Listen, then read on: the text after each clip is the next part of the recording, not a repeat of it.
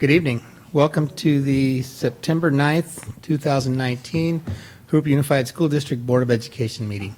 Roll call, please. President Garcia. Here. Trustee Ortega. Here. Trustee Blackford. Here. Trustee Char. Here. Trustee Rego. Here. Darian Moore. Here. Miguel Esparza. Here. Christian Torres. Here. Thank you. Mrs. Hernandez, will you please lead us in flag salute? Stand. Your right hand over your heart. Ready to begin.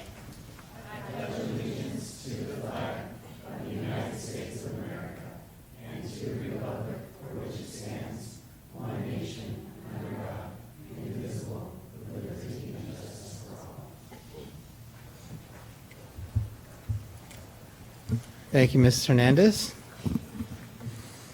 So it's my turn for the inspirational comment. Hopefully, just got a little short one here. And sometimes I try to think about things that kind of make me smile. And so this past week, I was at Stater Brothers doing a little shopping, and I ran into just a mom and her kids. Didn't talk to them or anything. One of them was maybe 3. He was in the basket, and the other one was like 5 to 7. And I don't know what they were talking about, but all I could hear was, "Mom, that's not very healthy. It's too much sugar." So I just wanted to share that with you because I know that, it's a big push here, especially, Mike's back there, and I'm sure Jose Campos, some of his programs, really teaching our kids to be healthy these days. So thought I'd share that with you tonight. Okay, reports from closed session. Mr. Dabrowski.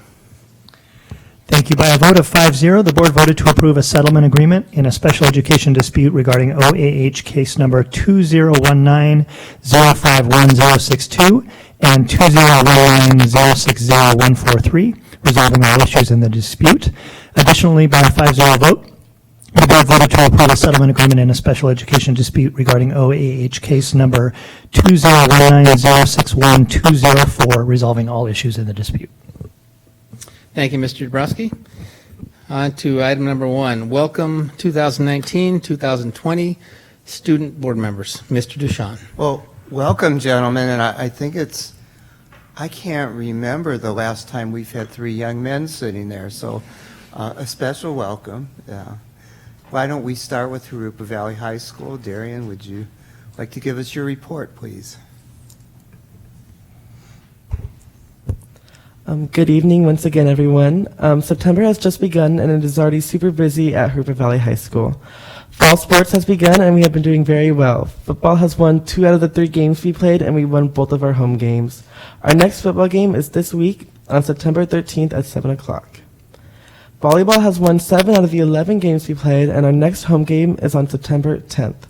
JV plays at 3:15, and varsity begins at 4:30. Our homecoming rally, football game, and dance was last Friday, September 6th. Our theme of our rally was Area 51 with decorations filled with aliens, planets, and more. We had dance, band, choir, and cheer perform. We had fall sports come out to chant. We also played games at the rally such as a donut eating competition and an obstacle course. After the rally, we had our football game at 7 o'clock. We had cheer perform during halftime, and we also announced our homecoming royalty court winners. We won our homecoming football game 22-14. Then we had our homecoming dance, which began at 7:30. We had a photo booth, and our Jagmigos Club on campus sold Toasty Locos and drinks. The dance ended at 11, which concluded all the homecoming events. We have recently started something new on campus called Reach Higher Wednesdays. Every Wednesday during lunch, college campuses come to talk to students and give them a chance to look into their future. We also encourage students to wear college or Avid gear on Wednesdays. Some quick news about theater is that they recently announced their musical for this year called She Loves Me. There's not much information about that yet, but there's more to come in October. We also recently had a gaming night in the theater on August 30th, where Jags on campus were able to come play games such as Mario Kart, Super Smash Bros., and Fortnite on a big projector. Admission was free, and food and drinks were sold. Thank you. Thank you, Miguel. Patriot High School, please. Good evening. Oh my God. Good start, huh? Good evening, everyone. I hope everyone's doing well. Patriot has a lot of exciting events planned for the weeks ahead. So I'd like to first start with from September 30th to October 4th, we have our Spirit Week, which leads up to our homecoming rally and our game. which is on the 4th, and that's followed by the dance on the 5th. Our theme is Aladdin, and it's going to be held in the gymnasium.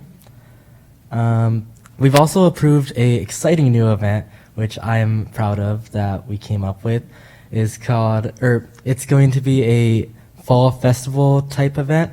We haven't planned out all of the ideas for the event, but it's going to be finalized within the next week.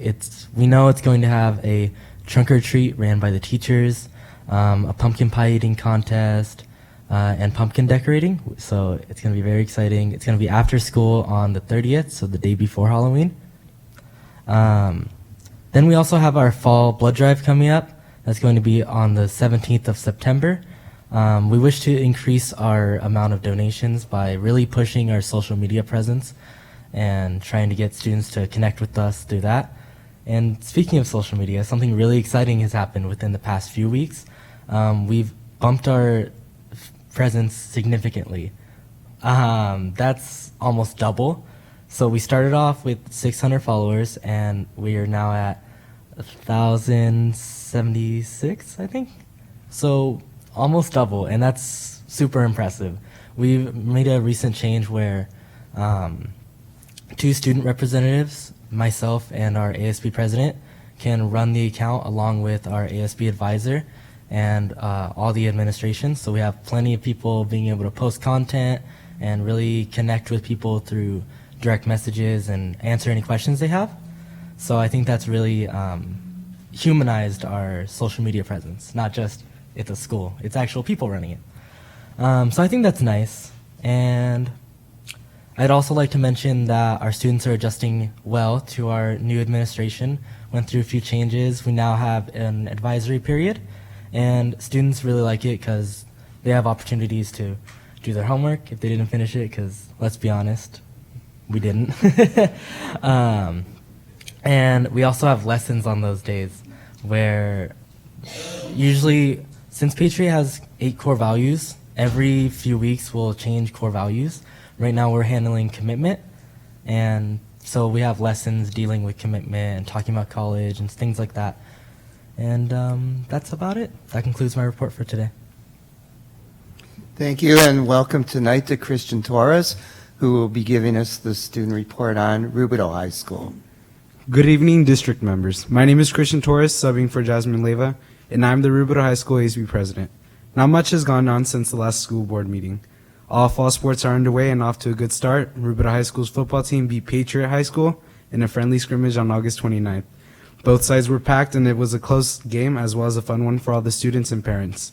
This whole month, we actually have no home football games, so we are trying to encourage students to go to tennis and volleyball games, along with having decided to create some incentives, such as this Friday, Rubidoux is having a scary movie night in celebration of Friday the 13th at the gym to encourage students to get off the no-go list. We also scheduled our first e-game night for September 27th to also motivate students to clear their tardies. We're also in the making of our homecoming fall rally and trying to make it a little twist, especially for our 60th year here. Thank you. Thank you, gentlemen. All right, moving on to number 2, recognition. Recognize support and collaboration of the library's summer meals program. Mrs. Ford. Thank you. As the board may be aware, the district participates in the USDA Summer Meals Program. Tonight, we have Miss Tracy Randolph, branch manager of the Glen Avon Regional Library, and she is here to recognize JUSD's staff involvement in the program.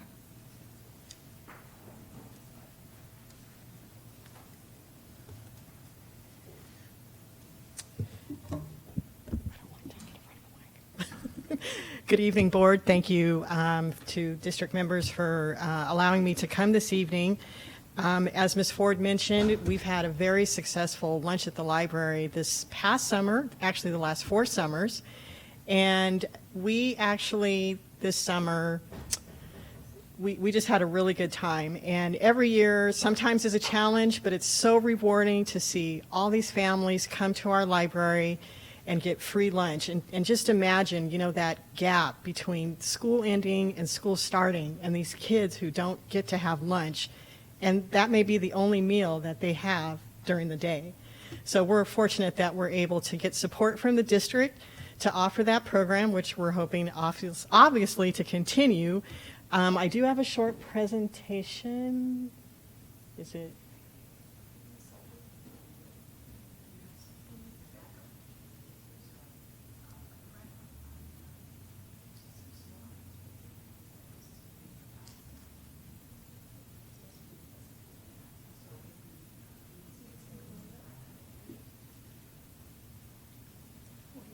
Okay. So I have a short presentation that I do want to share with you. And of course, our program would not be a success if we didn't have the support of some very, very special people who make it happen, along with my staff. And I do want to recognize them. I'll recognize them now before we show the presentation. Mike Bynum, the nutrition director, I contacted him 4 years ago and I said, hey, is it possible for us to do lunch? And he said, sure, why not? And he was all on board, and his staff were so supportive. They came out to our site, to the library, and it was just a perfect fit. And every year about April, I sent him an email. I said, are we good for another year? And he's like, we're good for another year. And he's just been really supportive. He stops by the site, interacts with the families that are there, talks to the families, helps the staff who are working. And it's just always really nice to see him come and support the program. Oh, okay, here's my very short presentation. So this was our 4th year, and we consider the district one of our main partners. Oh, okay, keep going, okay. So we're fortunate that we're able to have flyers sent to every family. We appreciate the automated phone calls and the emails, and of course social media is just really boost everything for us. So we have a lot of activities that happen during the program, during the actual lunch. And one of the things that Mr. Bynum shared with me before we started this program, he said, please ensure me that there will be some enrichment activities, some crafts, some fun. And so we've had a lot of special guests come who are a lot of local people from Jurupa. So we've had the Cove. They've come and talked about water safety. We've had nutrition demos from the county. We have tons of STEM toys that kids, we just put them out and they just use their imagination. Vision to Learn Foundation came and did free vision screenings. We gave out glasses to almost 100 children. So when school started, those kids had glasses. Miles to Smiles did some dental education, showed children proper oral health, and Safe Routes to School came and did a pedestrian safety presentation. And these are all interactive for all ages, so it's not any specific age group. Again, kids 2 to 18 are the ones that get to receive the free lunch. These are just some pictures of some of the other activities. We put out board games. We have a huge Jenga game, and the kids love to play with that. And it's just really good to see parents put their phones down for 2 hours and interact with their kids. And a lot of parents will tell us, you know, we can't afford these kind of games, and we're just happy we get free Wi-Fi, AC, and just some time to have fun with our kids. We do an evaluation about midway through the lunch program. Those evaluations are available in English and Spanish. We collect daily how many meals are served. I usually run into the community room where we're serving lunch, and the staff usually tells me what that number is for the day, and that kind of adjusts how many lunches that we serve every day. We also have a statewide survey that I just submitted to the state library. We served over 700 lunches this past summer, which has been a consistent number the last 4 years. There are 5 other sites in Riverside County libraries that offer lunch. Over 15,000 lunches were served in various branches throughout Riverside County. So some of our successes, of course, we strive to prevent the summer slide, so when kids go back to school, they still have some learning that went on as they came to the library. The families come and they're in a safe environment.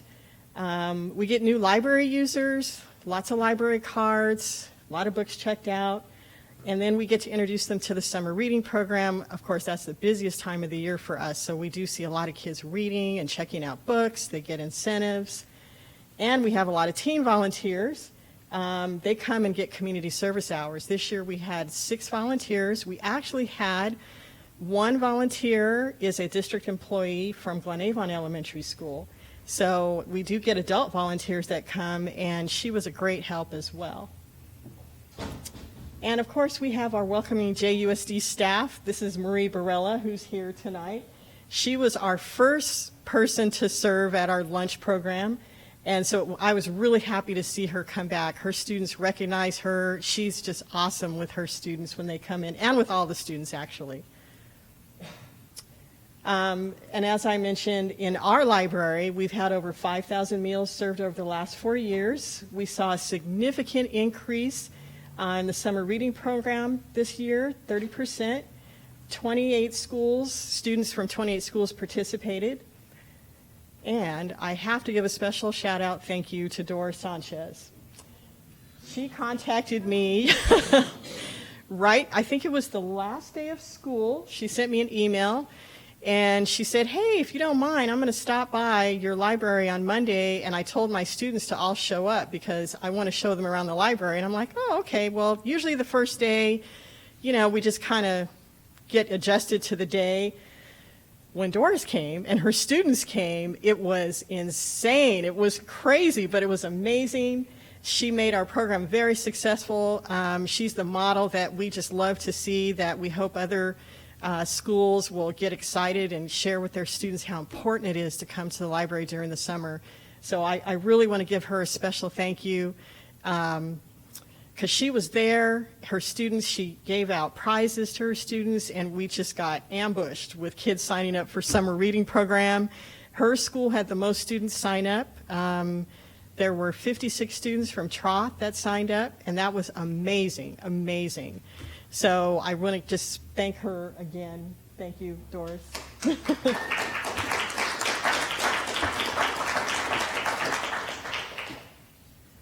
And big thank you again to Jurupa Unified School District, to Jurupa Unified Nutrition Services Department, to the library system, to the Friends of the Library from the Glen Avon chapter, and all our community partners and stakeholders, because it wouldn't be a success if we didn't have them. So thank you. So I do have some certificates. So if I can have Mr. Bynum, Ms. Barella, and Ms. Sanchez please come up.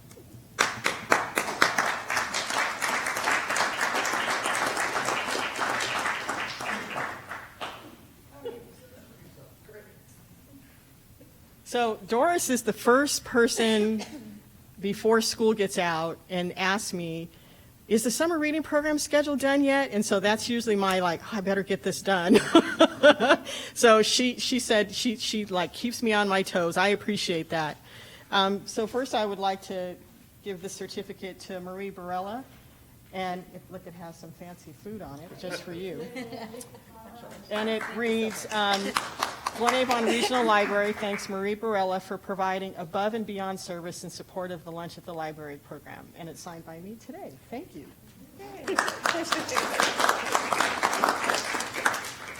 This is for Mr. Bynum. Certificate of Appreciation. Glen Avon Regional Library thanks Mike Bynum for your ongoing support of the Lunch at the Library program. And it's signed by me. Thank you. And last but not least, Certificate of Appreciation. This certificate is awarded to Doris Sanchez in recognition of supporting the summer reading program and encouraging the Troth Street students to read all summer. Signed by me. Thank you. Thank you very much. So thank you again, board members and the Jurupa Unified School District for supporting our very special program. I would also like to introduce the new Rubidoux manager. This is Joan Tyler. So she is the manager of the Lewis Rubidoux Library. And we're hoping to have her on board for our lunch program next year. She's all excited about that. And I'm sure you'll see more of her, hopefully at board meetings. And if you visit the Rubidoux Library, stop by and say hi to her. Thank you. Thank you, Ms. Randolph. Yeah, I'm going to say a couple things real quick first.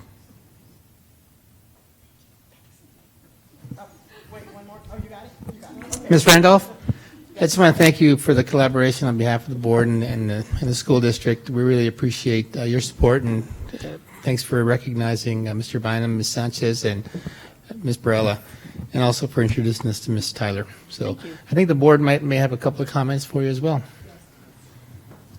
Mrs. Randolph,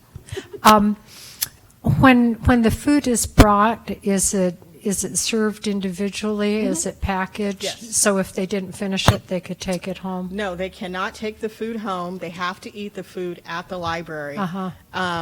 And luckily, Ms. Barella has a really good system because she tells the kids if they don't want to eat their packaged food to just leave it so there's no food waste.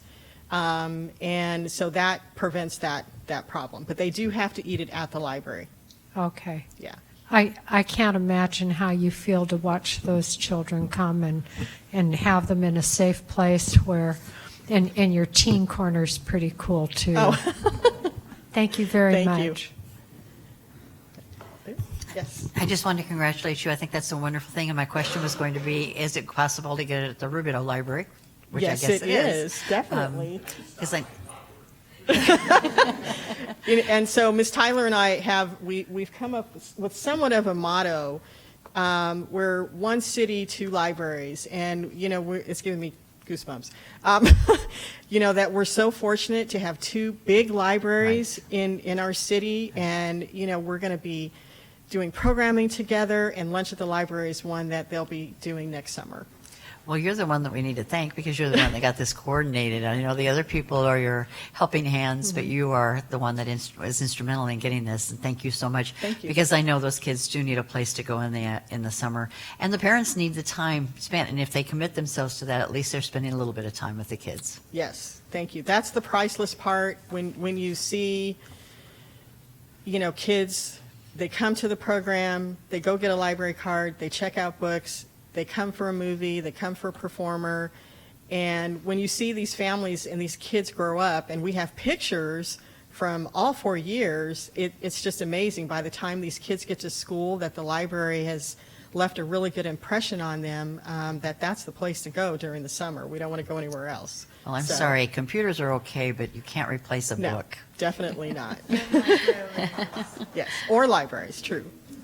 Ms. Randolph, Yes. it takes a village, and your 4 years and you're here thanking us, and as Trustee Chard had said, thank you. I mean, providing the lunch, but the entertainment and inspiring them to read, thank you for all your time.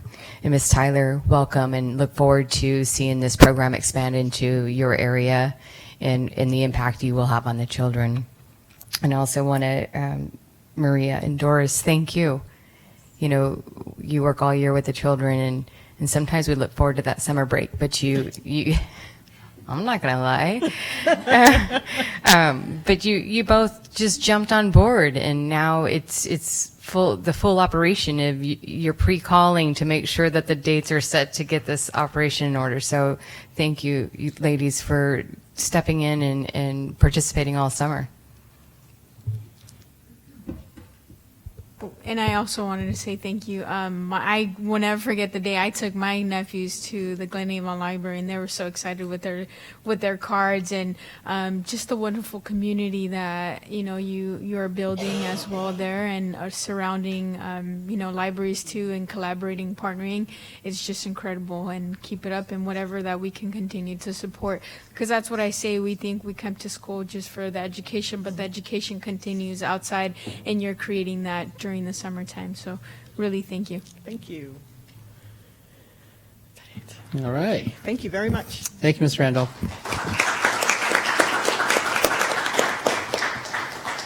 All right, on to item 2B, recognize receipt of Lois B. Krieger Water Project grants for educators. Mr. Dabrowski. Thank you. The Western Municipal Water District offers educators in Western Riverside County the opportunity to apply for grants that help them implement water-related lessons in the classroom.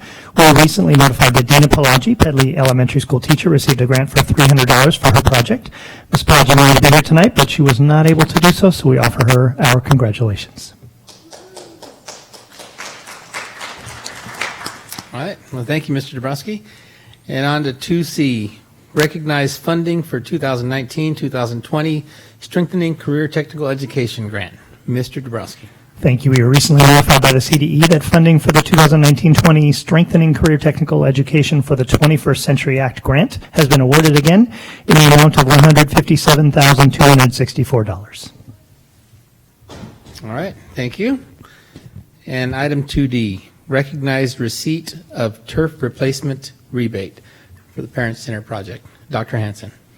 The Jurupa Community Services District recently notified the district that funding for a natural turf replacement rebate for the Parent Center project has been awarded in the amount of $18,767. The district replaced 18,767 square feet of natural turf with drought-resistant landscaping as part of the Parent Center construction, qualifying the district to be eligible for this rebate program offered to local agencies through a partnership between the Santa Ana Watershed Project Authority, Western Municipal Water District, and Jurupa Community Services District.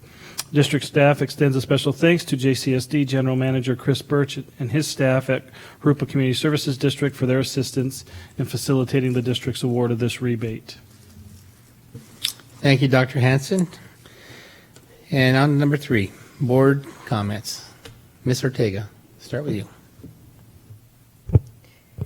So just wanted to say thank you to our board member students.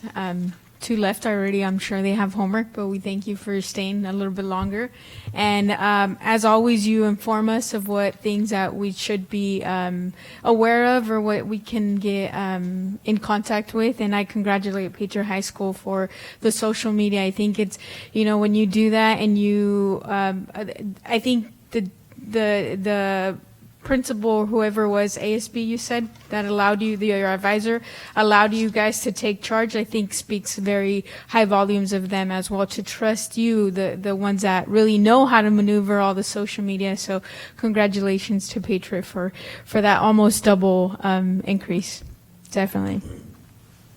And then we have a few events coming up. I haven't been able to attend a football game, but now with this jersey, I can't say no. And I thank Trustee Chard for the spirit. I think so. You have 2 alum of Rubro here, and it's obviously Trustee Chard and myself that will be cheerleading all the high schools. But since we are Falcons, you have us in jerseys today, and obviously also celebrating the 60 years of Rubro being the first high school that was created here in Jurupa. So we're very, very proud of that milestone, and we'll be cheering on all the football and all the fall sports as well. We have 3 events, I think, to attend this coming up month and early October. Cabe Riverside, the chapter of Riverside, will be meeting September 18th, and you all are invited, as well as on the 24th, the State of the City. On the 24th of this month, we'll also have been invited by the Chambers of Commerce, so we'll be attending that. And next month, we'll be attending the California Latino School Boards Association in San Diego, and that's their Unity Conference where a lot of the school board members around California meet. So that's what I will be attending, and we'll leave the rest for the end. Thank you. Thank you, Ms. Ortega. Mrs. Bradford. For our local residents, I'd like to add on to the turf rebate program. If you live in the JCSD service area, you too are eligible for a residential rebate, and that's up to $2.50 a square foot. I tore out 1,000 square feet of our front yard. It's now all drought tolerant, and I'm ripping up part of the backyard too. Okay, that's my public service announcement. Let's see. Special thing I did last month was go to NEAJ, the teacher union's first meeting, and thank you so much, Mrs. Eccles, for my warm welcome. I feel involved and appreciated by the teachers, and I think it's very important for us to hear firsthand from really our frontline soldiers who are the teachers, and thank you for taking care of our, I've trained myself to say students. There's sometimes I want to say babies, and because they still are so little and our children, and thank you for that. Let's see, my screen just went blank, so now I'm going to have to go by memory. Let's see, I'm going to be going to a women's leadership conference on Thursday. I think it's very important for for us to be involved as a community and to get our legislators as much involved in our district for full and fair funding for our students. Thank you very much. Thank you, Mrs. Bradford. Mrs. Chard. Well, I won't repeat what Trustee Ortega said, but we are touting our team here for winning their last two games and for beating Patriot. But it goes back and forth. This is a tradition. 1 year it's Rubidoux, 1 year it's Patriot. So we cheer on both of them, and we wish them both and Jurupa Valley too good luck in their game. Sounds like we have three good teams going right now. So hopefully we might all make the playoffs, and it's fun to go and see a game. That game was an outstanding game. It was really back and forth. It wasn't one-sided. So if you get a chance to go to a high school game, I know it's a high school game, but some of them are kind of fun. They make it fun. So, and congratulations to Rubidoux for turning 60 this year, almost as old as me. But it's looking great with all the new amenities that we have around it, and the new paint job and all, and the upgrade. It looks, and the field is absolutely fabulous. The center of the football field, the emblem just turned out gorgeous. It's just, thank you, Dr. Hansen. That they did a great job. I did want to say that I attended Peralta's back to school night on August 5th. That was right before school started, and it was so exciting. I had my granddaughter, the last of my grandchildren, to start school, and she was just ecstatic about going to school. Her sisters had been there, and they're all gone out of that school now. One's in junior high and one's in high school. But the kids were just so excited. There was a lot going on that night. Just people mingling and going through the classrooms and staying, and it's fun to go to the back to school nights, especially they have a new principal this year, and he was there to greet everyone, making sure everyone was having a good time, and got to see everyone. They had a little talk right before about the classrooms, and then there was kind of an open classroom. You could just go in and visit and check it out, and the classrooms were beautiful. The teachers were right on spot with all their stuff.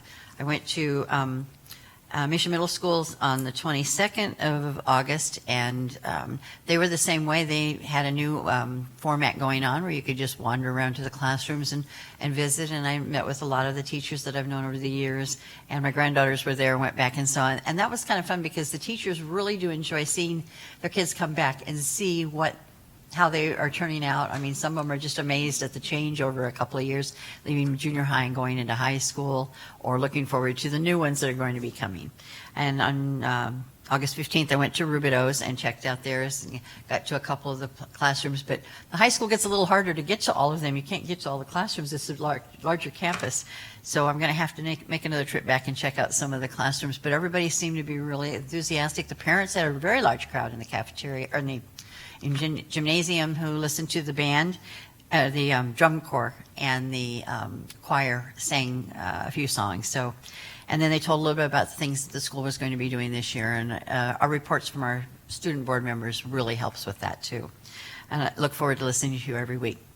And just the things that you guys have already mentioned that are coming up, we're going to be attending. So that's all I have for tonight. Thank you. Thank you, Mrs. Chard. Mrs. Regal. Okay.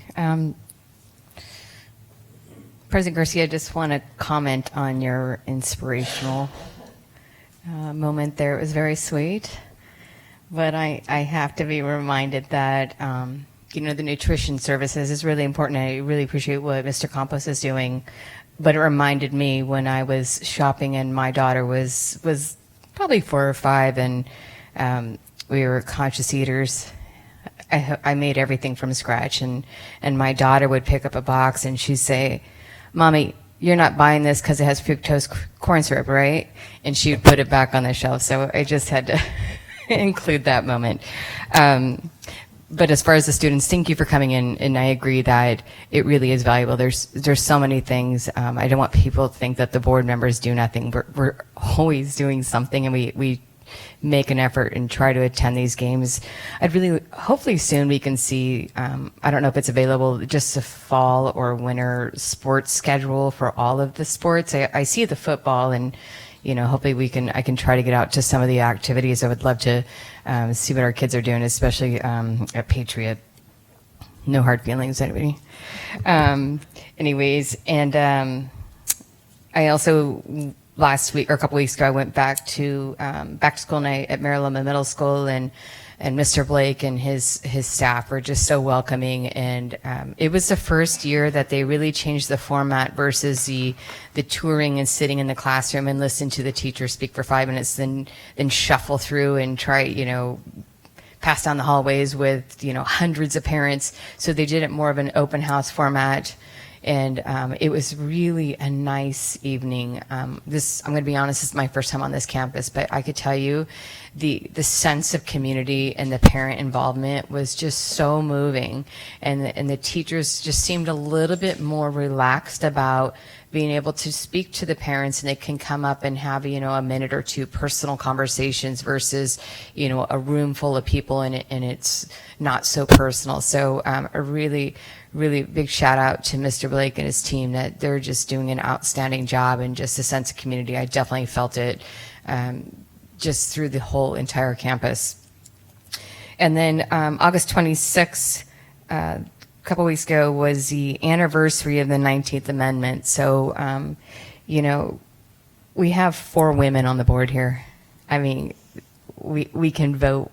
We're taking up seats in these political positions, whether they're at community level, nonpartisan, and even at state and national level. So this is something that it's 99 years. So this is a big deal, and it was a great.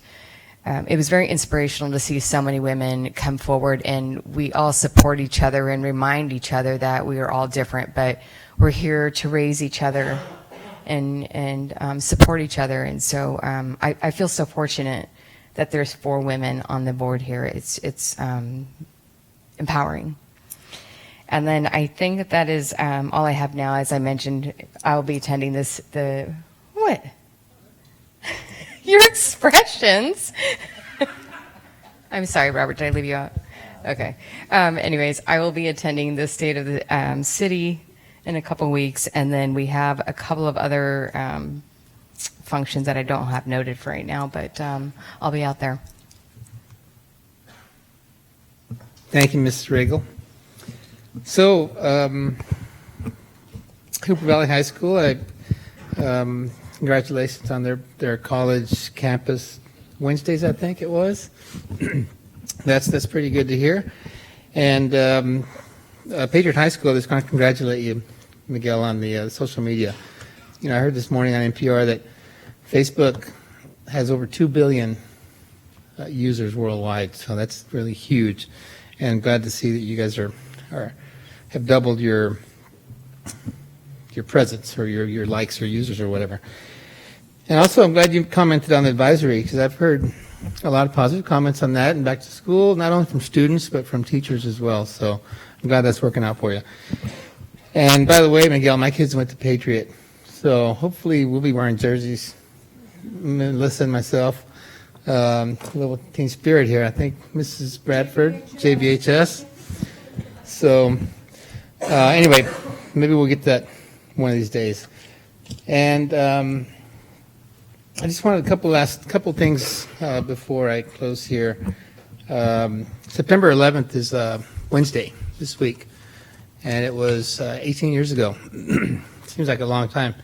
Seems like it was just yesterday, but it's already been 18 years. And so the VFW down the street here in Glen Avon, it's off of Agate and Mission, every year since, they've had a celebration or a kind of a ceremony at the time of the first towers, which is 8:45 Eastern. So 5:45 here in California. It's a little bit early.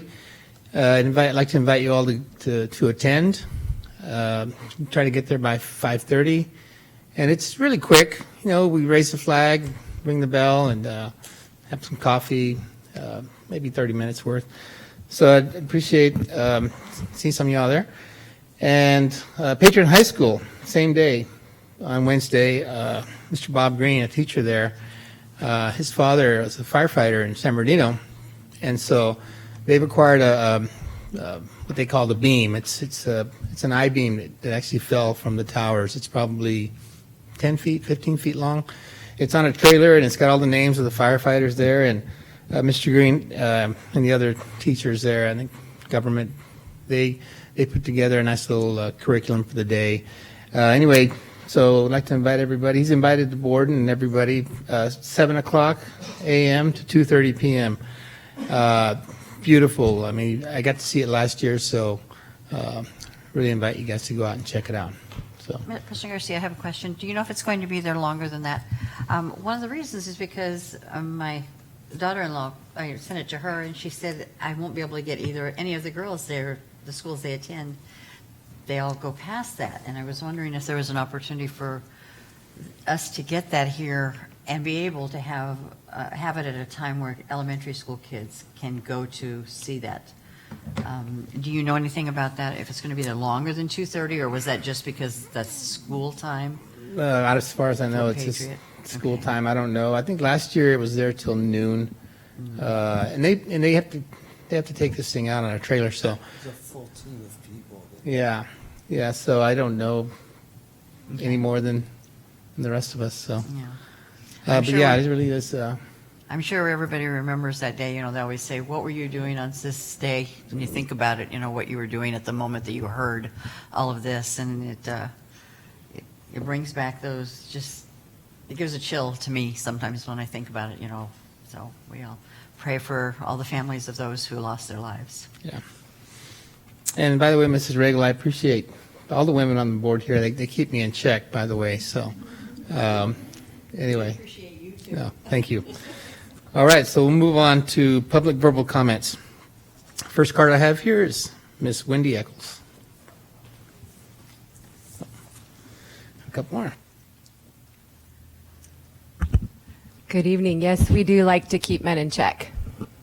Just going to say it.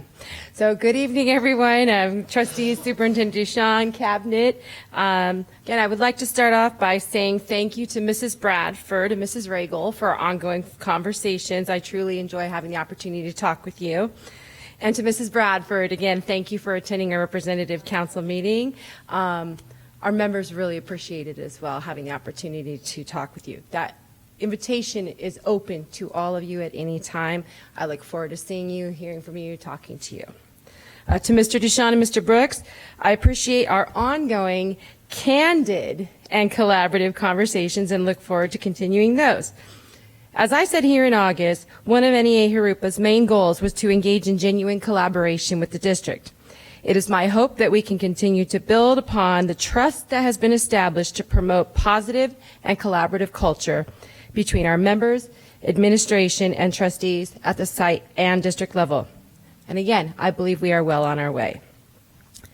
Tonight, I want to remind you of ongoing concerns from our members.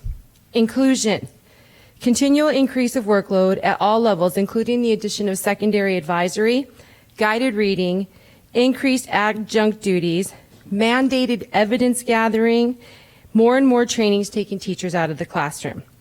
As we are only in our second month of the school year, many of our members are already feeling burned out with the increased demands. As a wise person shared with me from a professional development trainer, if you're going to add something to a teacher's plate, you need to take something off. I know that staff, administration, and school board trustees can come together to find collaborative solutions to these issues in order to best serve the needs of our students. Also, I want to share with you a couple of items that our representative council has taken a position on. First, we believe that it is time to switch from a trustee area at-large school board election to a trustee area election. It is my understanding that the City of Jurupa Valley has just switched to such. Additionally, we took a support position on the Schools and Communities First initiative, which intends to close some of the corporate property tax loopholes that were created with the passage of Proposition 13. It is my hope that we can have open and honest dialogue about these issues. I will close again with the following African proverb. If you want to go fast, go alone. If you want to go far, go together. I know we all want to go far. Let's do this together. Thank you. Thank you, Ms. Eccles.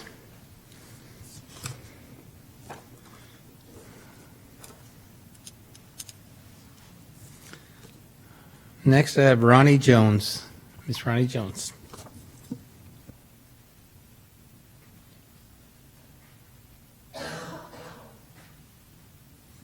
Good evening. I have lived here for 26 years and I've seen many changes over the years. I've been involved in school level committees, district level committees, and I've had the blessing of knowing some wonderful teachers, counselors, and a few administrators in this district that have the common cause of putting the education of the students first. And because of the struggles that I've had educating my children through this system, both regular ed and special ed, some friends have approached me with some questions and concerns, and I've decided to address them. In particular, it's at the Del Sol Academy. I drove by the campus on a Wednesday in the morning, and my concern was it was a really open campus. It's a minimum day, and anyone from anywhere could get on that campus. And with the safety concerns that we have nowadays, that's very serious concern. There was no check. Anybody and everybody was walking around at that time, and that's a real safety hazard. I also have a problem with a friend of mine got a notice of a schedule change on Facebook instead of a notice that should have been handed to her.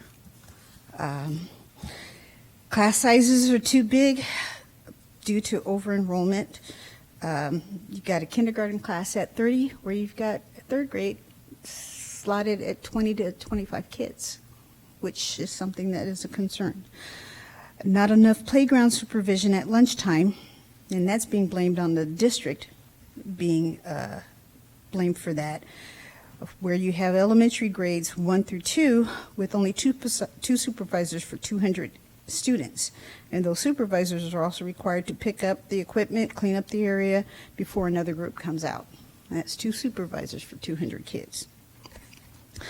The entire school, a K-8 school, has an elementary mentality, which is not really great for the middle school students because those middle school students have to be challenged at a middle school level, not an elementary school level. And the middle school doesn't have a guidance counselor. Oh, great. We still have a problem on a whole lot of levels, and I really hope you guys try to take a look at it where you should have middle school with the middle school mentality and try to help them so that they can succeed the way you want them to succeed. Okay? Thank you. Thank you, Ms. Jones. Ms. Jones?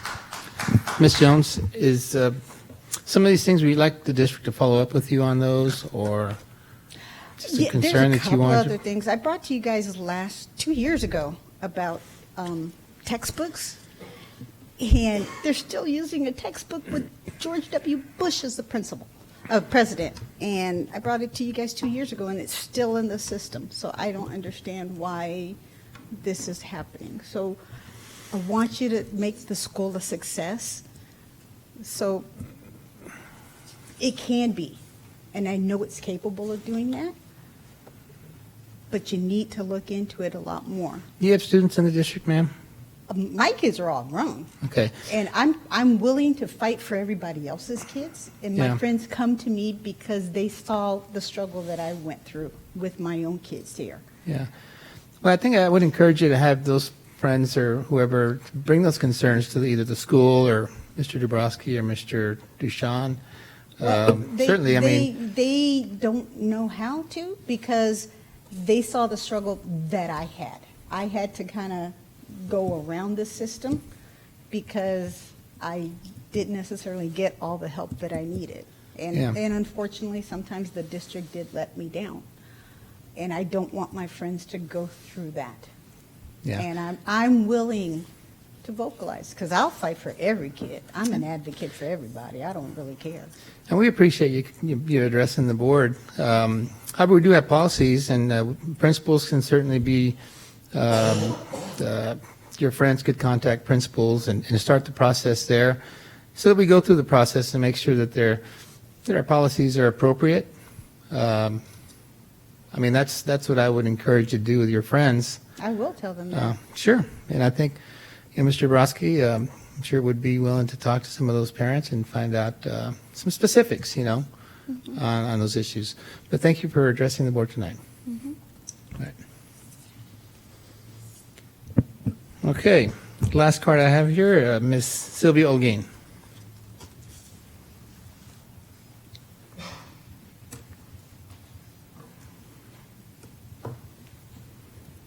I have heard a lot of you board members refer to Jurupa District as family.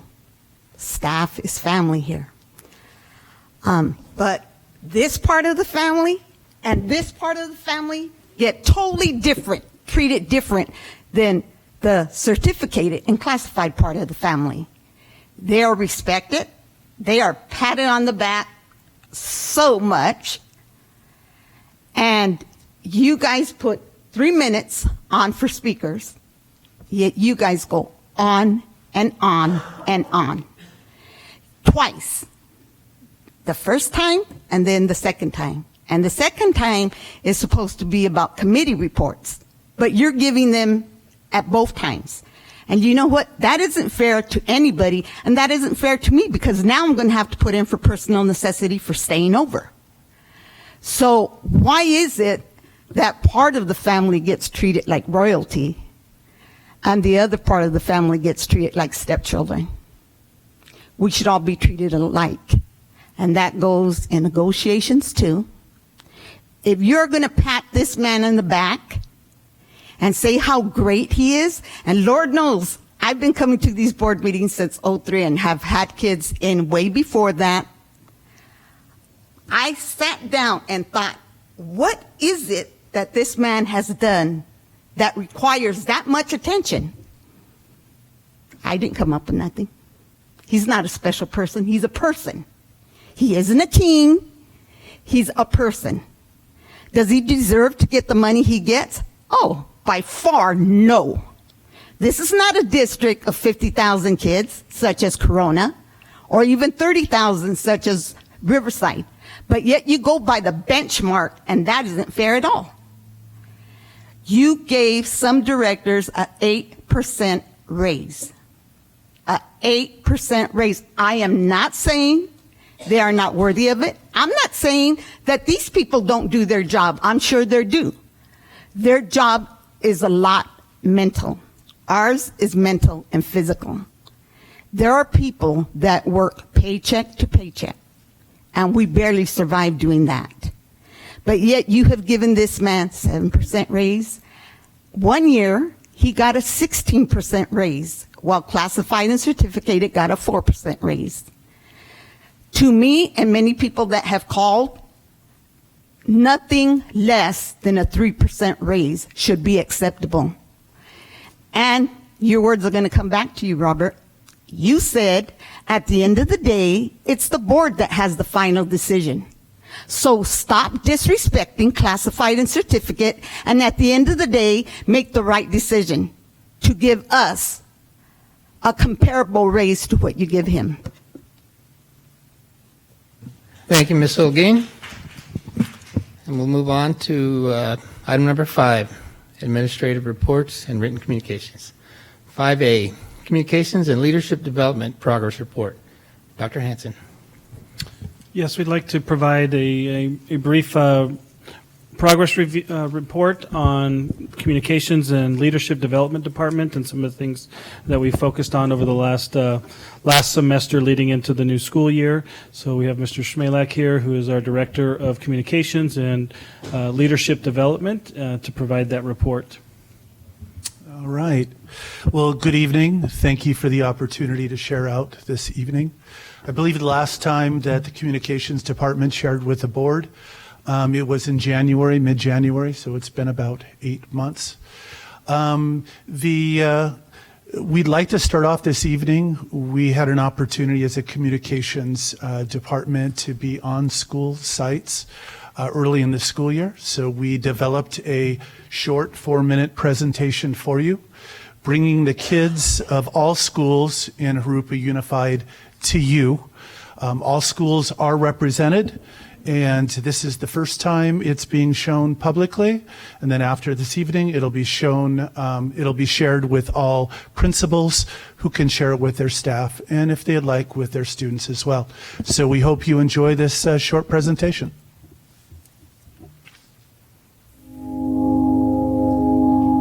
I found a love for me.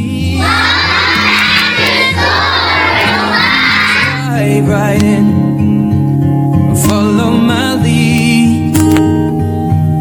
Well, I found a girl, beautiful and sweet. Well, I never knew you were the someone waiting for me.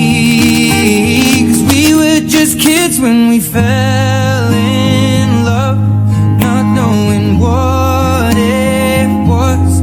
I will not give you up this time, darling, just kiss me slow.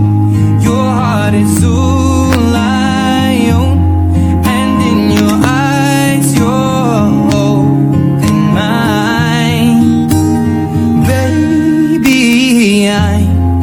I'm dancing in the dark with you between my arms, barefoot on the grass. We're listening to our favorite song. When you said you looked a mess, I whispered underneath my breath, but you heard it, darling. You look perfect tonight.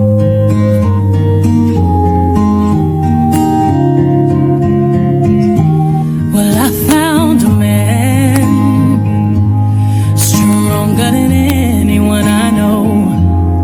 He shares my dreams. I hope that someday we'll share our home.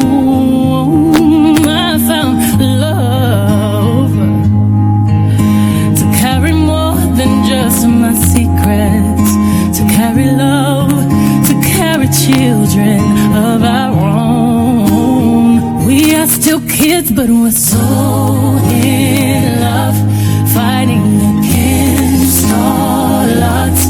I know we'll be alright this time. Darling, just hold my hand, be your girl, you'll be my man, and I see my future in your eyes. Well, baby,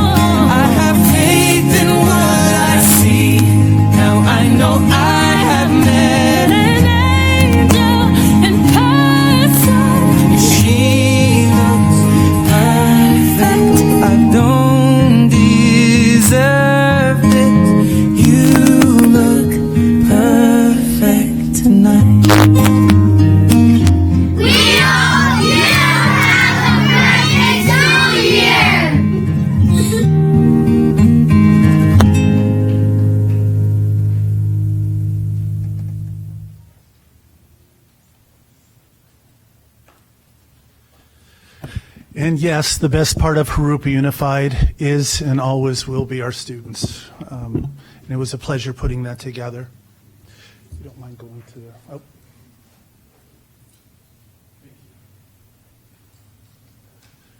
All right. Our communications department truly does cast a wide net. We send information to the district, to all of the schools, to our parents and students, to the city, and to our COE. We are interwoven with all departments and all schools. One of our main goals is to promote clear communication. We start off by collecting news information, great stories to share with the community at large and all of our shareholders. We do that through websites, not only the school district's website, but all of the school websites themselves, and through social media, mostly Facebook, Twitter, and Instagram. All flyers district-wide go through Peach Jar, which communications approves every single one before they're sent out. If schools have a wonderful event going on and they're struggling covering it, they could call the communications department. We will go to the school site to help out. Crisis management, that's really the risk management's department. A emergency plan is really risk management. However, like I stated before, the communications department is interwoven with all departments. And our job is, whenever there is an emergency, to get the information out, to get it out in a timely manner, and to make sure that it's factual. Because if we don't do those things, it could make the situation much worse. And finally, after collecting these stories, sharing them with the media so that we could reach a broader base of our community. On Facebook, Instagram, and Twitter, we currently have 3,375 followers. If you look at our initial launch, that's a 112% increase since our last time we shared with the board, which was January. Our Horizon newsletter gets sent out each month to 28,000 plus people, which include all of our staff members, all of our students, and all of our parents. We create 50 original stories and publish them every single year. Looking at just Facebook, we just increased to 2,000 followers, our district Facebook page, which is a 241 follower increase since January. Looking at Twitter, we have over 700 followers, which is a 126 follower increase since January. This slide has to do with Horizon. We've had 13 campaigns, which really means we've produced 13 different newsletters for the Horizon. And we're building as we go, so those 13 campaigns have sent out almost to 200,000 emails about our publications. The open rate averages 22%. The click-through rate, which is really clicking through all parts of it, are at 5%. The highest story we've had so far has a click-through rate of 47%. And again, we send out to over 28,000 people each month our stories.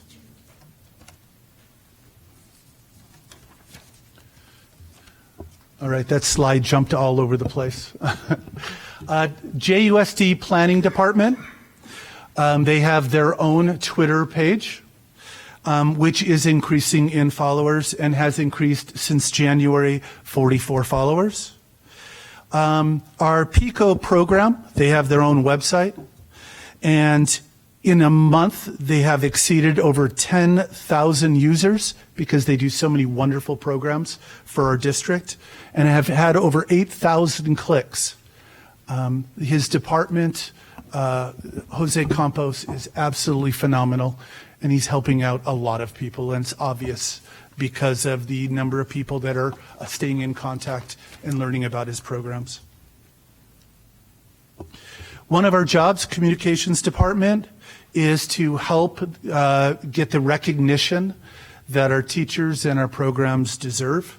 Since 2008, we've had 2 Golden Achievement Awards for branding and storytelling, 2 awards of merit for excellence in writing, and even our brand new Horizon newsletter earned an honorable mention for excellence in writing.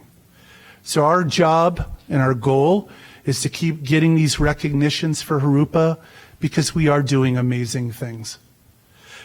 We were notified last week that we are finalists. We have 2 finalists for the Golden Bell Award.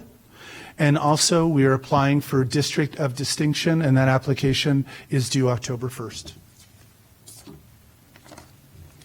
So how do we reach out to the community? I've already mentioned Facebook, Twitter, and Instagram. Through Power School Learning, Peach Jar flyers. All of your agendas and minutes for the board meeting are posted online.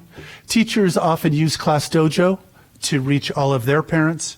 And this year we're really pushing Q Communications at the site to reach our parents and give them the information they deserve.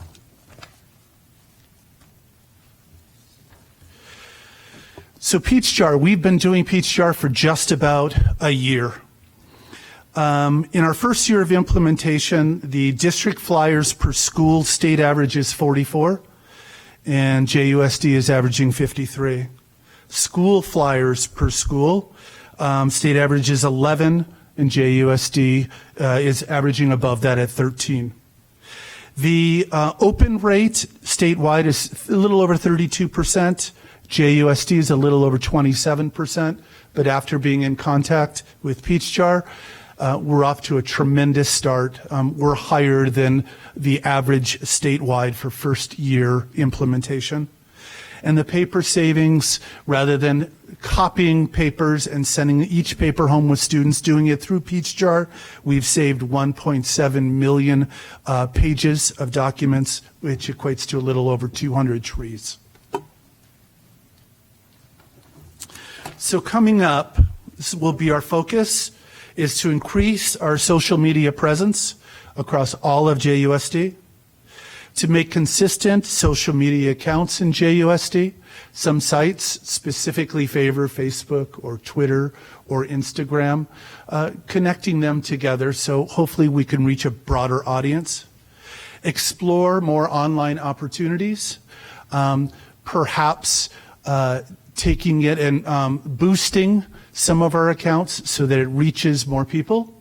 However, to do that is an expense, so we would just have to be certain that we have it budgeted and that it's something that we really believe the community would love to see. That's definitely an opportunity going forward.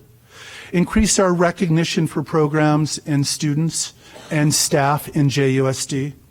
And I've been working already with Ryan Bailey, who's at Rubidoux, with their production department, with some of their students and some of their graduate students to make our presentations more engaging through videos and slide presentations that we can share with the community at large. And that's the end of the presentation. Any questions? Thank you, Mr. Smalak, for a wonderful presentation. And I like how you said, we're really doing great things here in Jurupa, and glad that you've hit the ground running and the communications, and thank you. Appreciate all your efforts. Anybody on the board? I do. Mr. Eagle? Mr. C., just had a couple of questions. Sure. You mentioned about the Horizon. Mm-hmm.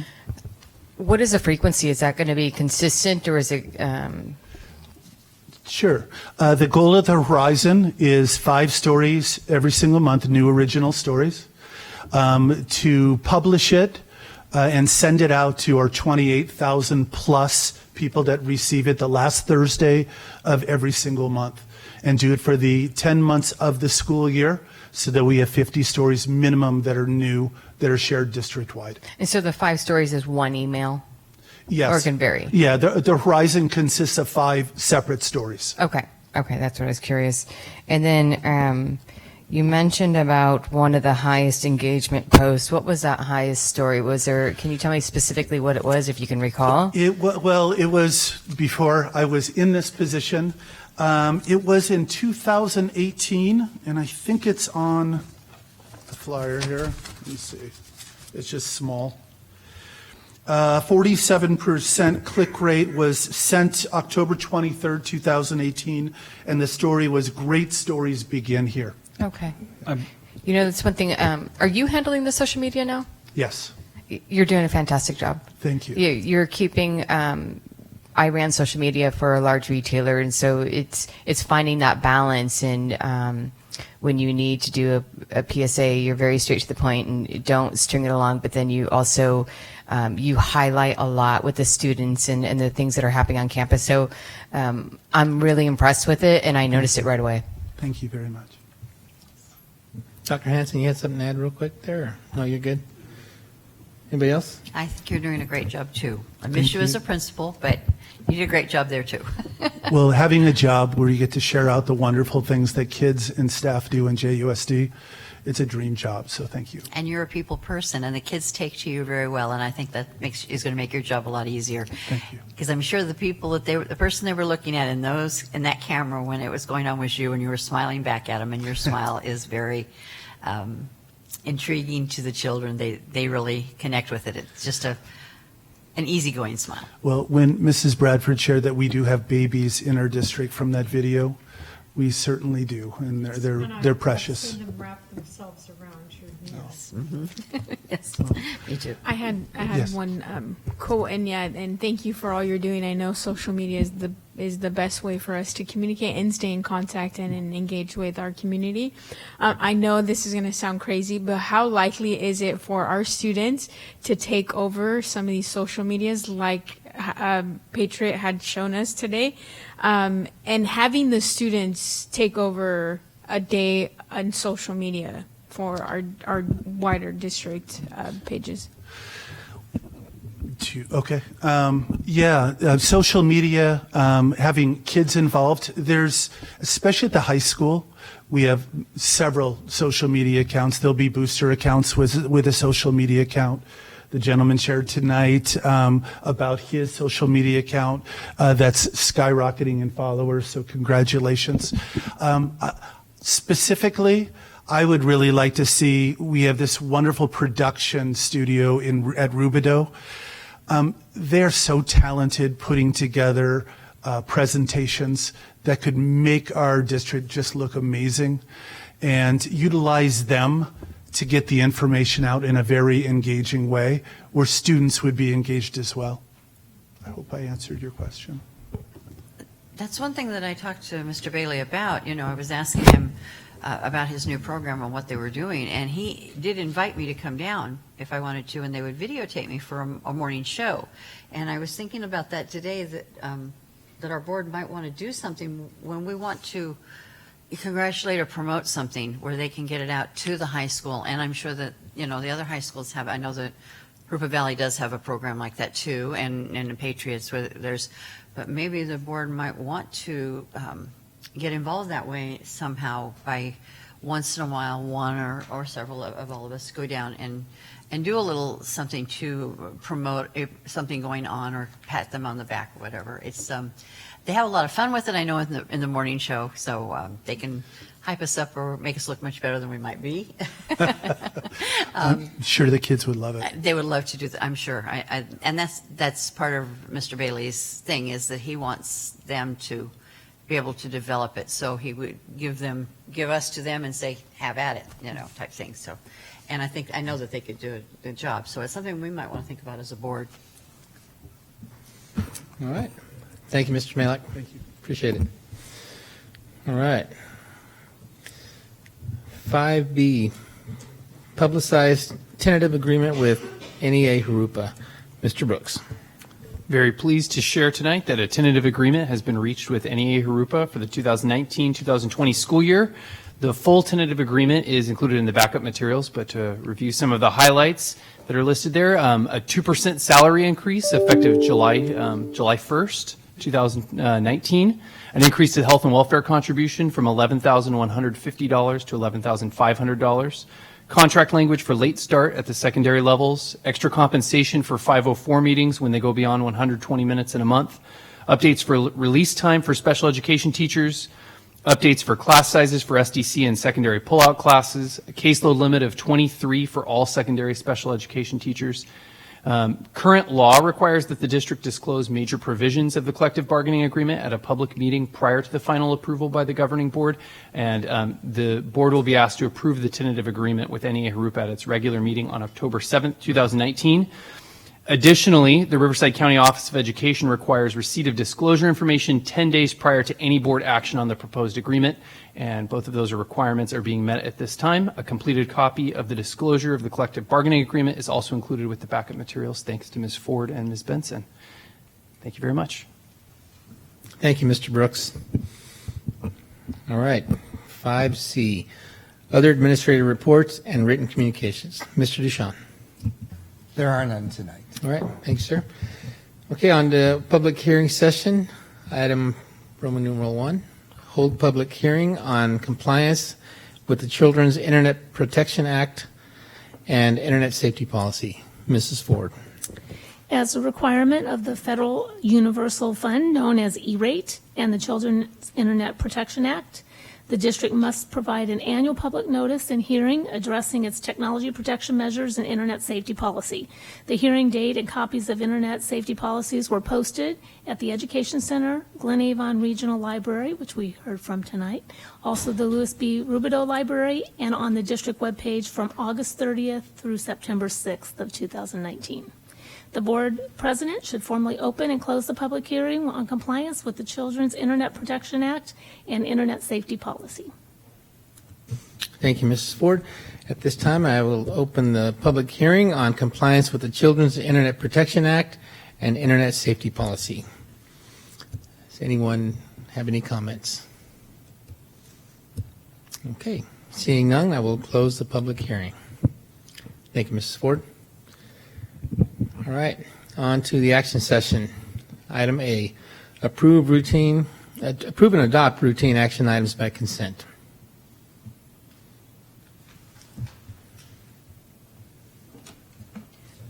So move.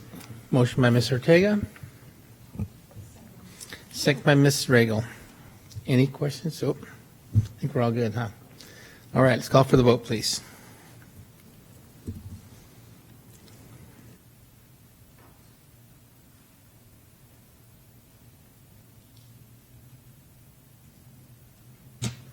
Make sure you refresh your screens, I think.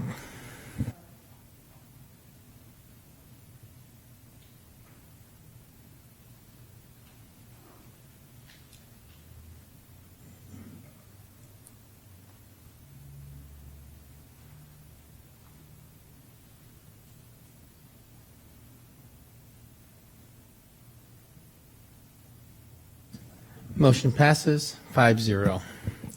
Item B, consider actual revenue and expenditures for 2018 and 2019. Mrs. Ford.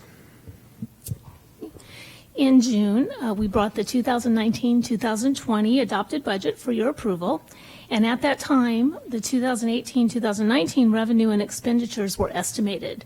Now that we've closed the 2018-2019 fiscal year, the actual revenues and expenditures have been finalized and are being presented for your approval this evening. Unrestricted and restricted revenue adjustments resulted in an overall revenue increase of $1.9 million. On the expenditure side, both unrestricted and restricted expenditures decreased by $5 million. And a list of your unrestricted and restricted ending balances is provided in your annotation. So you do have a detailed list of where those increases and decreases came from. The unrestricted and restricted 2018-2019 ending balance and 2019-2020 beginning balances will be adjusted to reflect the additional revenues and the reduction in the expenditures. If we turn to the other funds, which you also have in your unaudited actuals packet, there are also differences between estimated ending balances and the unaudited actual balances. The total other funds difference is $3.2 million, which is primarily a result of budgeted building projects that will continue into the 2019-2020 year. Administration recommends that the board certify the 2018-2019 actual revenue and expenditures, and that the Form 01 and the other fund reports, which are included in the backup materials, be filed with the Riverside County Office of Education. Thank you, Mrs. Ford. Move to approve. Second. Motion by Mrs. Chard, second by Ms. Ortega. Any questions or comments? Okay, let's call for the vote, please.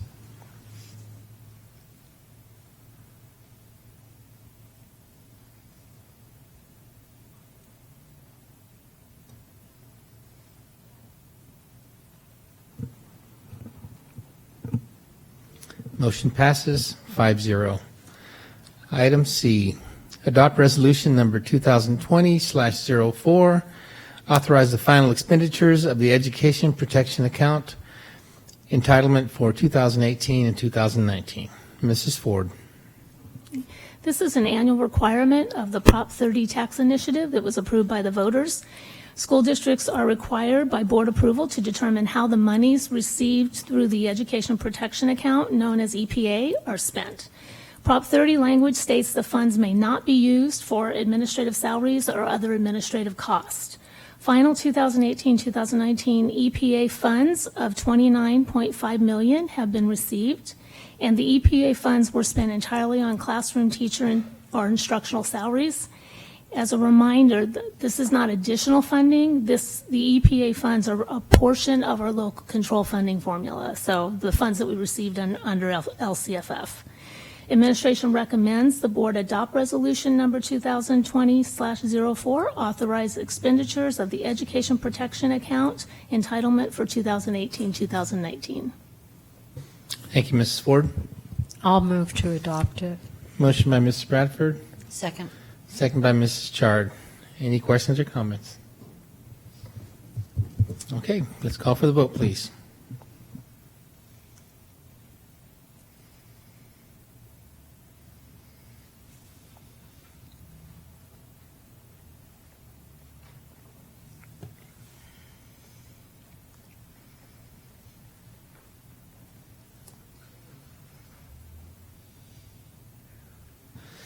Motion passes 5-0.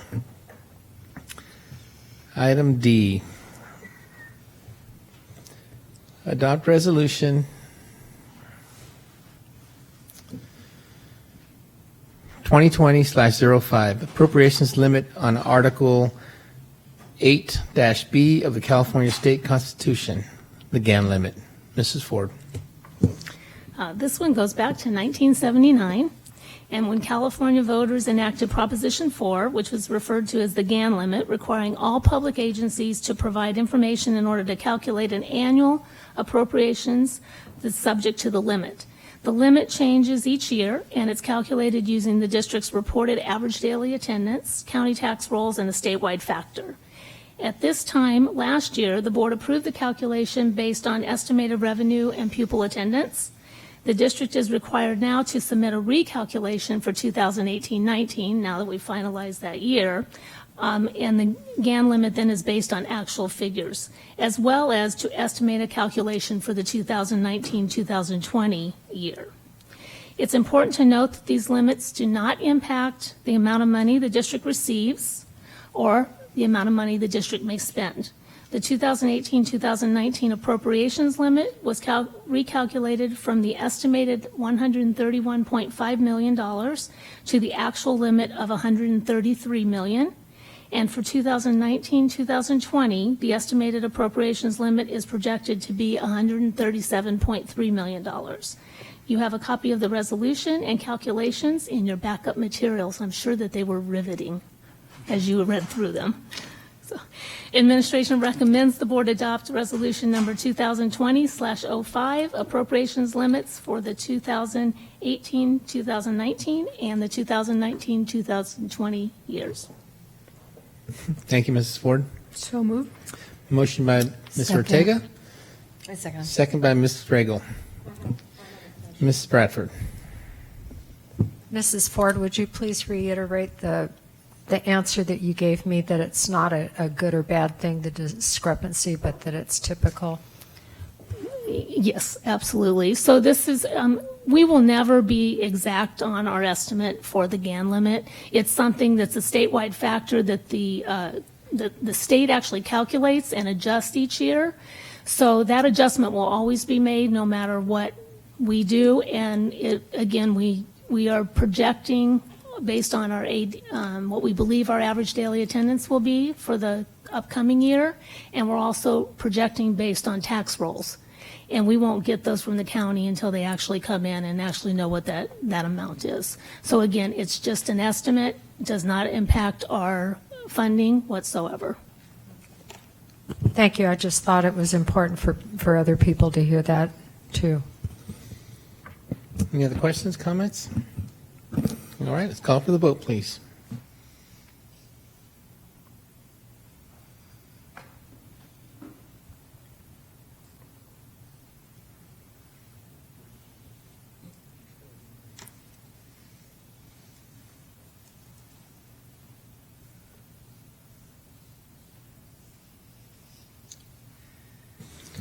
Motion passes 5-0.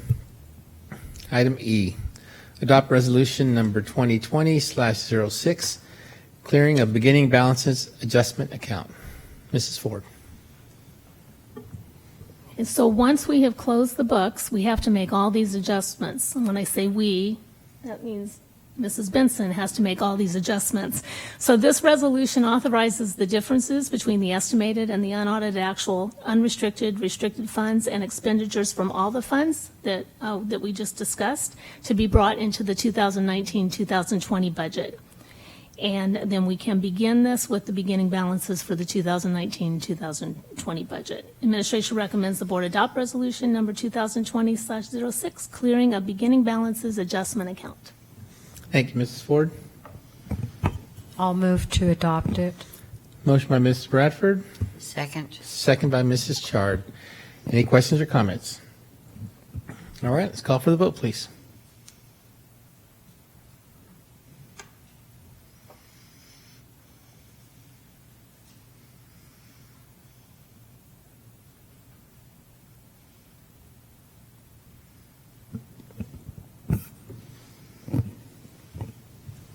Motion passes 5-0.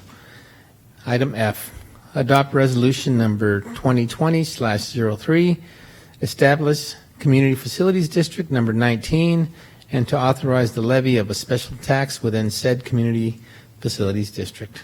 Mrs. Ford. Jurupa Valley LLC has presented an offer to form Community Facilities District number 19. As the board is aware, the CFD or ACFD is a financing mechanism that's provided by the district to developers to mitigate the school facility impact resulting from a proposed new development. CFD number 19 is proposed to include an estimated 215 units that are and it's located in the east of Canal Street and south of Kenwood Place. The amount of school facilities funding that's estimated to be generated from CFD number 19 is $1.8 million, and it will be used toward facilities that will accommodate the students generated from the new development. As a required step in the formation process, the board is to consider adopting this resolution to establish CFD number 19, its boundaries, the facilities to be financed by the CFD through the levy of special taxes that are authorized by this resolution. And you do have copies of the resolution and the boundary map in your backup materials. Administration recommends that the board adopt resolution number 2020/03, establishing its Community Facilities District number 19, and to authorize the levy of a special tax within said Community Facilities District. Thank you, Mrs. Ford. So move. Motion by Ms. Ortega, Second. second by Mrs. Chard. Any questions or comments? Yes. Mrs. Chard. This is around Ina Arbuckle. Are they going to be attending Ina Arbuckle, and do we know how many students it might bring in to that school? Yeah, so right now, this is, it's actually in the Rustic Lane boundary area. it is Rustic So Lane, it's okay. kind of right at that border between Ina and Rustic. So it's in Rustic Lane at this time. Do we have an idea of how many? We homes haven't seen the actual, we know there'll be 215 units. We haven't seen the actual mix of what those homes will be. They can be from 1,700 square feet up to like 2,400 square feet. So depending on, once we get more information on how many of each square footage of the homes that they'd be building, we then would be able to get an estimated generation rate for the students. Okay.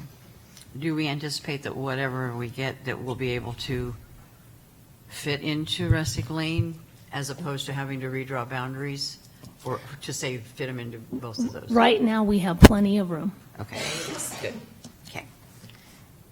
And this Thank is you. only to use on the campuses. So it's not for staffing, we can't employ more people. It's really for the facilities to be able to Correct. add to capacity.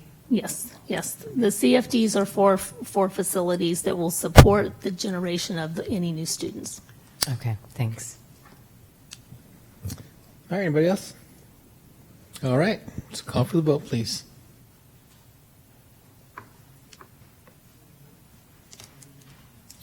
That's good, it's going to be Rustic Lane. I said, it's good, it's going to be a Rustic Lane. Where's my pencil?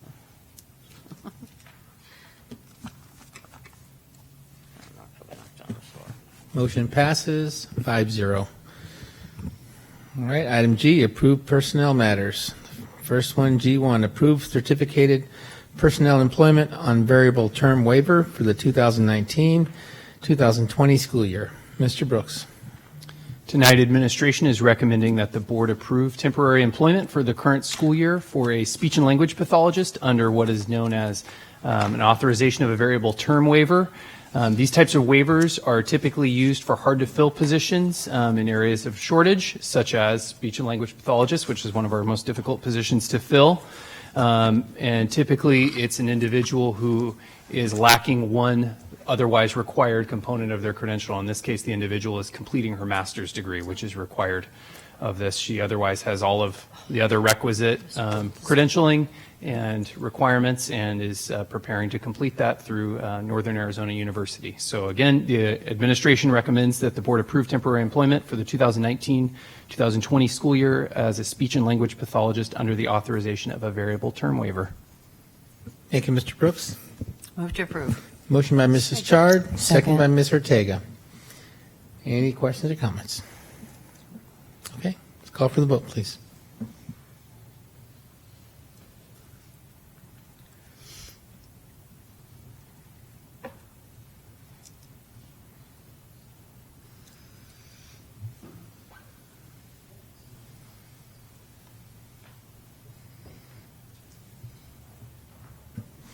Motion passes 5-0. G2, approve certificated personnel employment on variable term waiver for the 2019-2020 school year. Mr. Brooks. So again, administration is recommending that the board approve the teachers who are listed in the supporting documents as being employed on a variable term waiver to deliver instruction to English learners, and hereby give public notice. In this case, we have 5 of our CTE teachers from around the district who come from industry backgrounds and have not completed typical teacher education coursework, and this clears them to work with English learners. Thank you, Mr. Brooks. Move to approve. Motion by Mrs. Chard. Second by Mrs. Bradford. Any questions, comments? I do have a question. Ms. Regal. So we're having the waiver for that they don't speak a second language? Is that what I'm understanding? So the majority of our other classroom teachers and under any other kind of credential, they're required to have what's called the CLAD certification, which clears them to provide support to English language learners.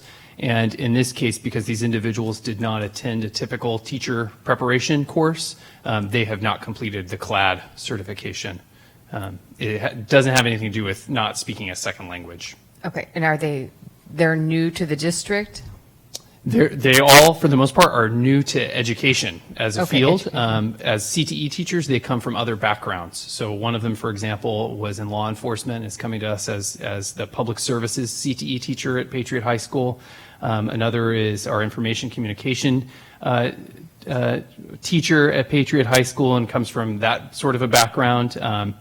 The transportation teacher at Jurupa Valley High School was a mechanic, so they all have different sorts of backgrounds that they bring to their educational And opportunity. are they going to try to pursue that, or is this something that we're going to have special arrangements for the CTE programs? Yeah, so each one is actually working on completing a specific designated subjects credential, and what they do is they tend to go to another program that's offered through the county or through the extension center, like UCR. That's the one that we typically recommend because that one is very strong, and they develop a lot of the background and skill that teachers would typically get in your normal teacher preparation program through that. Okay, thank you.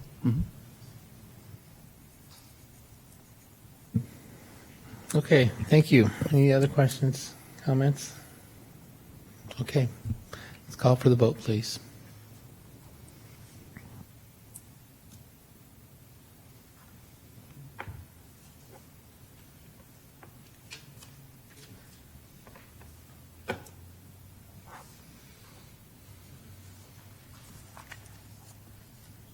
Motion passes 5-0. Item H, board member committee reports. Mrs. Regal. I will be attending a committee meeting this week for the CTE, not this week, the 27th. So hopefully we'll have some updates of what we anticipate this year. And want to also extend my gratitude to Sunny Slope. I arrived here today and they've given me this lovely tote. So can you please extend my gratitude and tell them thank you for me? That's all I have for tonight. Thank you, Mrs. Regal. Mrs. Chard. I'm just going to echo her comments. I too am going to CTE, and I want to thank Sunny Slope for the packet. And that's all I have tonight. Thank you. Thank you, Mrs. Chard. Mrs. Bradford. Well, Mrs. Bradford got excited and forgot to say all the back-to-school nights I attended. Ina Arbuckle, Indian Hills, JVHS, Rubidoux High School, and how cool it was to go to Nueva Vista High School and see the determination of those students to continue their education. And I'm very proud of our district and our teachers and our staff for supporting them to do that.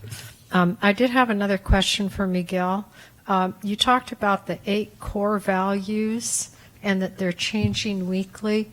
That's really interesting to me, and I'm wondering what are they, and are they going to be on your social media site where we could, as a community or adults, participate in what your students are practicing?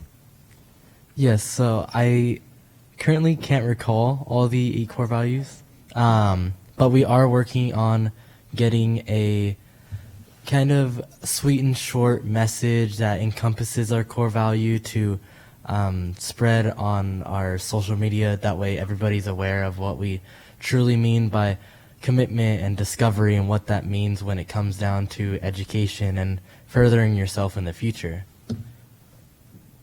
I think that's absolutely fabulous, and I'd like to see what you're doing. And thank you for being a leader into the, you don't know who's watching you. And that's something that I think about as my behavior at board meetings is that students are watching me, and they're watching you because you are their peer. So it looks like they're going to be in fine hands by getting in line behind you. But I want to see what you're doing, okay? Thank you. Thank you.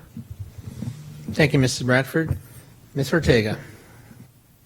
Just kudos again, like my colleagues to Sunny Slope. This is a beautiful bag, and I don't know how they knew, but these are my favorite colors, so I'm gonna use it wisely.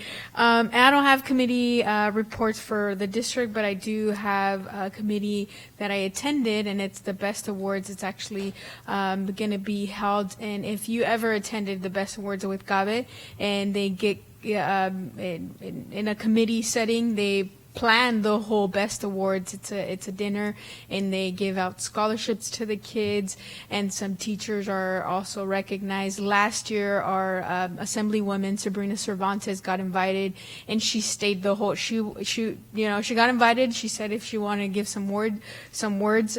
She stayed the whole event to shake the hands of the students, and the students came up and shared their essays that they wrote.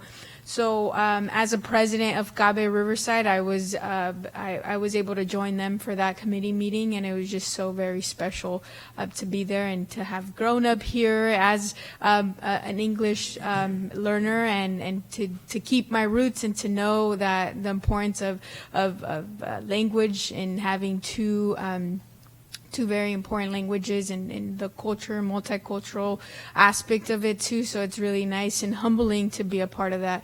So that is what I did last week, I think. And Martha Gomez, our director here, was in attendance, and she's been involved in Cabe for so many years that it was also very nice to learn from them and the evolution that Cabe Riverside chapter has done. So I'm just honored to be a part of that, and we have our meeting next week on Wednesday, and all of you should attend. Thank you.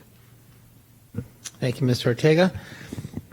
First of all, Miguel, I'm glad you stayed the whole night. I know you get to see the whole thing and how it happens. And the one thing I'd like to apologize to you for is, I know in the student board member training, we talked about you being able to vote, preferential vote, and also comment. And I mean, please feel free when I do ask for comment. Now, I should have prompted you at least to say, hey, is there any comments, Miguel? But so just for the next meeting, we'll make sure that we include you in the discussion, because staff here, they want to know what you might have good questions. Jasmine is a regular, she asks questions regularly, and so we want to get your perspective and the students at Patriot. Thank you for staying the rest of the evening, and obviously if there's ever anything we can do for you, please let us know. And the folks from the library, Ms. Randolph, I believe it was. Is that right? And Ms. Tyler, thank you all for coming out. And I remember when I was in elementary school, going to the summer programs with the little gold stars, whatever, reading how many books you could read. And so that kind of brought up those memories for me. And that was like 45 years ago. So I thank you for everything you do, and working in collaboration with Mr. Bynum and the others, Ms. Barella and Ms. Sanchez. So it's really great. And thank you again. And Mr. Smalak, finally, I did get to run into Mr. Smalak at some of the back-to-school nights. And those of you that know Mr. Smalak, his great positive attitude is contagious. And, so, you walk in a room and you light up the room. I visited him as a principal in Peralta, and right away, I mean, he's a Charger fan, too. So there's a lot of good things about Bob. So, but I really want to thank you for the great job that you've done. And I don't think I have anything else. Mr. Deshawn, any final comments? I just want to the board, thank the staff for really a very smooth start of the school year and some great things happening. And thank you for your support. All right. Thank you very much. And meeting is adjourned. Thanks for coming.